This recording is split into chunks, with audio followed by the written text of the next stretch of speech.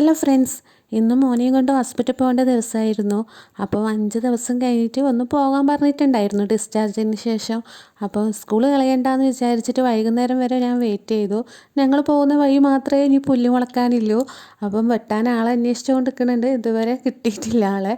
അപ്പോൾ ഇതാ ഞാനീ കെട്ടിയവൻ്റെ വാച്ച് നന്നാക്കാൻ വേണ്ടിയിട്ട് അങ്ങനെ അവിടെയും കയറി ഹോസ്പിറ്റലിലേക്ക് പോയി നിന്നപ്പം ഭയങ്കര തിരക്ക് ഹോസ്പിറ്റലിൽ. അപ്പോൾ വേഗം പോയി ഞാനൊരു ചായ കുടിക്കാമെന്ന് വിചാരിച്ചിട്ട് നമ്മൾ തട്ടുകടയിലേക്ക് പോയിട്ട് ഹോസ്പിറ്റലിൻ്റെ അടുത്ത് തന്നെ ഉണ്ടായിരുന്നു തട്ടുകട. അപ്പോൾ ഇതാ കുറേ കടികൾ നിരത്തി വെച്ചിട്ടുണ്ട്. എന്താ വാങ്ങേണ്ടതെന്ന് വിചാരിച്ചിട്ട് ഇങ്ങനെ കൺഫ്യൂഷൻ അടിച്ചുകൊണ്ട് നിൽക്കുകയാണ്. അപ്പം കുറച്ച് കടികളൊക്കെ വാങ്ങിയിട്ടുണ്ട് ഞാൻ കഴിക്കാൻ വേണ്ടിയിട്ട്. ചില്ലിൻകൂട്ടിൽ കുറേ കടികളൊക്കെ കണ്ടപ്പോൾ എന്താ പറയുക, കഴിക്കാൻ ഭയങ്കര കൊതിമൂത്തു. അങ്ങനെ വാങ്ങിയതാണ്. മുട്ട ബജി, പഴംപൊരി, പിന്നെ സമൂസ, വട അങ്ങനെയൊക്കെ വാങ്ങി കാപ്പിയും കൂടെ കഴിച്ചു.